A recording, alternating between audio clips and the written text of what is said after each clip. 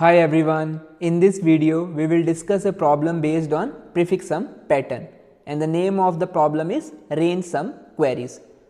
So देखो कुछ ऐसी प्रॉब्लम्स होती हैं जिन्हें देख करके हमें समझ में आ जाता है कि उसमें प्रीफिक्स सम पैटर्न अप्लाई होगा, उनमें से ये एक प्रॉब्लम है। सो हम इसके बारे में थोड़ी देर में और बात करेंगे कि कैसे इसके अंदर प्रीफिक्स सम यूज़ कर सकते हैं, बट उससे पहले हम इस क्वेश्चन को समझने का ट्राई करते हैं।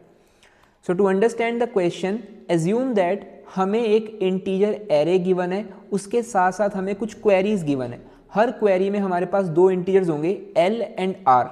उस क्वेरी को आंसर करने के लिए हमें क्या करना है, एल से लेकर आर इंडेक्स तक एरे के सारे एलिमेंट्स का सम फाइंड करना है। फॉर एग्जाम्पल ये है हमारी फर्स्ट क्वेरी, इसमें हमारा एल है 3, आर है 5। So to answer this query, we need to add up all these elements from third index till fifth index. So आप add करो 1 plus 4 5, 5 plus 15 20. So the answer for the first query will come out to be 20. Similarly जो second query है हमारे पास, उसमें L है 1 and R है fourth index.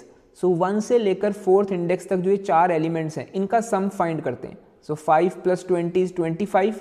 Plus 1 is 26 plus 4 is 30. So the answer for the second query is 30. So इस तरीके से आप बाकी सारी क्वेरीज का भी आंसर फाइंड करोगे और प्रिंट करवाओगे। This is the problem. Now let us try to understand the solution approach to solve this problem.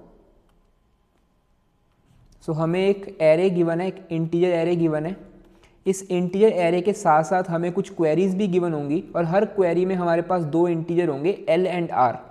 हमें एल इंडेक्स से लेकर आर इंडेक्स तक जितने भी एलिमेंट्स हैं उनका सम फाइंड करना है to answer the queries, right. अब यहाँ पर सबसे सिंपल अप्रोच जो हमारे माइंड में आती है वो ये है कि हर क्वेरी में हम क्या करेंगे, एल से लेकर आर तक एलिमेंट्स का सम फाइंड करने के लिए लूप लगाएंगे, तो जो आंसर आएगा उसे प्रिंट करवा देंगे। So this is the simplest approach to solve this problem, that is to iterate from lth index till rth index for each query and find the sum of elements in that particular range.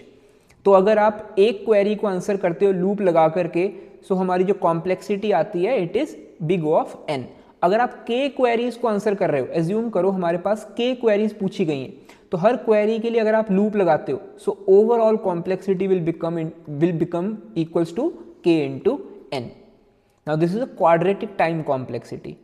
So now the important question that we should ask ourselves is, क्या हमने अभी तक जो concepts या फिर patterns पढ़े हैं उनमें से कोई पैटर्न हम अप्लाई कर सकते हैं इस क्वेश्चन को एफिशिएंटली सॉल्व करने के लिए? The answer is yes.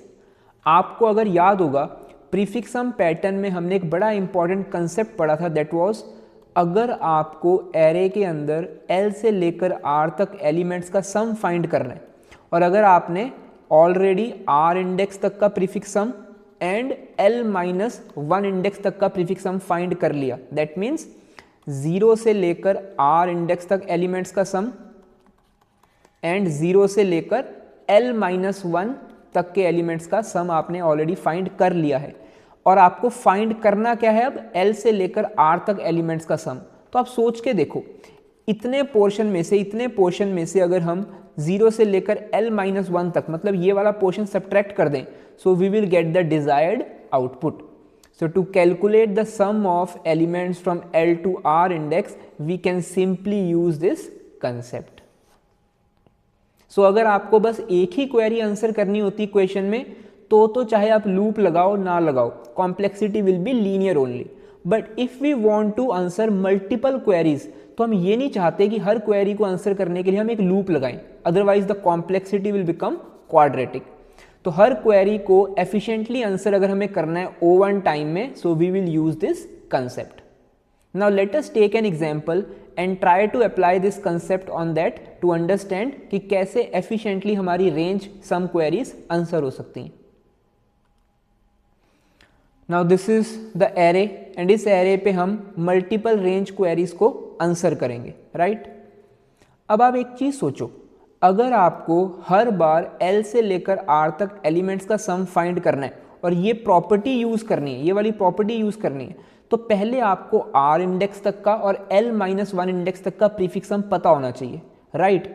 इसीलिए अब हम क्या करेंगे, जितने साइज का हमारे पास एरे है उतने ही साइज का हम एक प्रीफिक्स सम का एरे बनाएंगे।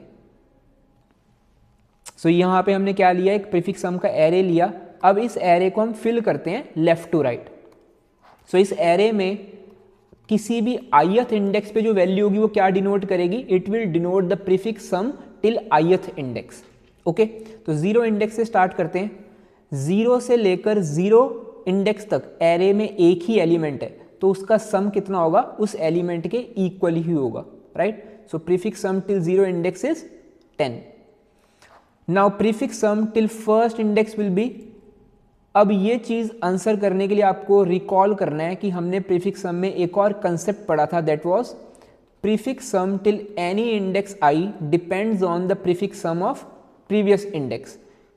तो अगर आपने i-1 इंडेक्स तक सारे एलिमेंट्स का सम फाइंड कर लिया, उसमें बस आप ith एलिमेंट को ऐड करोगे तो आपके पास ith इंडेक्स तक का भी प्रीफिक्स सम आ जाएगा। तो फर्स्ट इंडेक्स तक का प्रीफिक्स सम निकालना है हमें, तो फर्स्ट एलिमेंट को हम प्रीवियस प्रीफिक्स सम में ऐड करेंगे and the answer will come out to be 15। So ये हमारी प्रॉपर्टी को हम यूज कर रहे हैं। नाउ सेकंड इंडेक्स तक का प्रीफिक्स सम निकालना है हमें, so 20 plus previous prefix sum 35। Similarly third index तक का हमें प्रीफिक्स सम निकालना है, so 1 plus previous prefix sum that is 36। Fourth index तक का हमें प्रीफिक्स सम निकालना है, सो हमारा फोर्थ जो एलिमेंट है उसमें हम पिछले प्रीफिक्स सम को ऐड कर देंगे, so we will get 40। Similarly for the fifth index 15 plus 40 it will come out to be 55 and for the last index the prefix sum will be 5 plus previous prefix sum that is 60। So this is how for each index we can calculate the prefix sum in O1 time. हर इंडेक्स के लिए आप O1 time में prefix sum find कर सकते हो ये वाले कंसेप्ट को यूज करके। So this is the first step. So given array के कॉरस्पॉन्डिंग हम एक प्रीफिक्स सम एरे को कंस्ट्रक्ट कर लेंगे।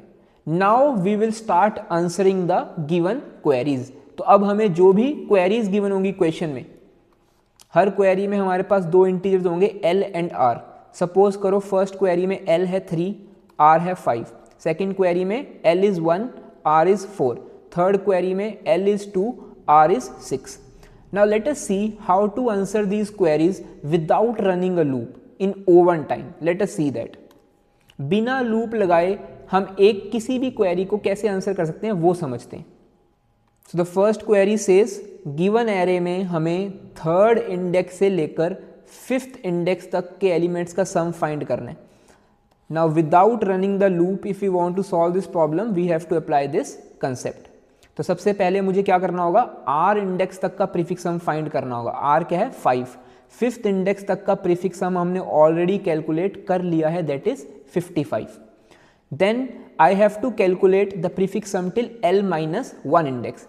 नाउ L-1 इंडेक्स क्या है, L-1 इंडेक्स है 2। सेकेंड इंडेक्स तक का प्रीफिक्स सम कितना है 35। So if you subtract 35 from 55 you will get 20। इसका मतलब फर्स्ट क्वेरी का जो आंसर है दैट इज 20। थर्ड इंडेक्स से लेकर फिफ्थ इंडेक्स तक एलिमेंट्स का सम कितना आएगा, 20 आएगा। सो हमने बिना कोई लूप लगाए just by using this concept O1 time में फाइंड कर लिया हमारी फर्स्ट क्वेरी का answer. Now let's try to answer the second query as well using the same logic. Second query में हमारे पास L कितना है, L है 1, सो L है हमारा 1। R कितना है हमारा, R है 4। सो मुझे 1 से लेकर 4 तक एलिमेंट्स का सम फाइंड करना है। So again first we need to find the prefix sum till R index, मतलब फोर्थ इंडेक्स तक का प्रीफिक्स सम पहले फाइंड करेंगे और वो ऑलरेडी फाइंड किया हुआ है हमने। हमें कोई भी एक्स्ट्रा लॉजिक नहीं लगाना अब प्रीफिक्स सम फाइंड करने के लिए, बिकॉज ऑलरेडी हमने हर इंडेक्स तक का प्रीफिक्स सम निकाल करके इस एरे में स्टार्टिंग में ही स्टोर करवा दिया था, right. So prefix sum till fourth index will come out to be 40। अब L की वैल्यू क्या है, बिकॉज मुझे L-1 तक का भी प्रीफिक्स सम फाइंड करना है, तो इस केस में L है 1 and L-1 will be 0। So 0 index तक का प्रीफिक्स सम कितना है 10। So 40 - 10 it will come out to be 30। So 1 से लेकर 4 तक आप देख भी सकते हो एलिमेंट्स का जो सम आएगा वो कितना आएगा, 30 आएगा। So this is how without running any loop we can answer the queries just by using this concept. अब हमें यहाँ पर एक एज केस को भी याद करना है। जब हम ये कंसेप्ट पढ़ रहे थे प्रीफिक्स सम के अंदर, तो हमने एक एज केस भी डिस्कस किया था कि क्या होगा अगर L 0 हो जाए। मतलब यहीं पर अगर आपके पास एक क्वेरी आती जिसमें L 0 होता, लेट अस से 0,3, मतलब L 0 है, R 3 है। अब इस केस में आपका जो L-1 है वो तो नेगेटिव हो जाएगा, और आपके इस एरे में नेगेटिव इंडेक्सेस तो एग्जिस्ट करते नहीं है, so this logic will fail. So जब भी आपके पास L की value, so when L is 0, in that case the sum of elements from L to R will be same as the prefix sum till R index. जब आपका L 0 हो जाएगा तो उस केस में आपको 0 से R तक एलिमेंट्स का सम फाइंड करना होगा, and that is same as the prefix sum till R index. तो ये एज केस को आपको अलग से हैंडल करना है। सो जब भी आप इस तरीके की क्वेरी आंसर करोगे जिसमें आपका L होगा 0 पे एंड R कुछ भी हो, लेट अस से इस केस में हमारे पास R 3 है। अब ये जब भी केस आप हैंडल करोगे, you can not apply this concept directly, it will fail because the index will become negative.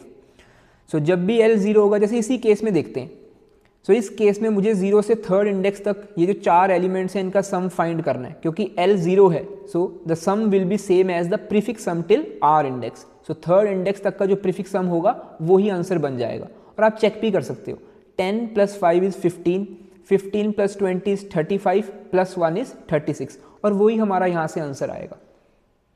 So this is how we can solve all the given range sum queries in O1 time using this concept of prefix sum. Now always remember, जब भी आपके पास इस तरीके के question आएंगे जहाँ पर आपको एक रेंज के अंदर कुछ ऑपरेशंस परफॉर्म करने होंगे, तो आप उस केस में प्रीफिक्स सम को हमेशा याद रखना कि क्या यहाँ पर प्रीफिक्स सम अप्लाई हो सकता है कि नहीं। हमेशा ट्राई करना प्रीफिक्स सम के कॉन्टेक्स्ट में सोचने का। Okay, so that's all for this video. Thank you everyone.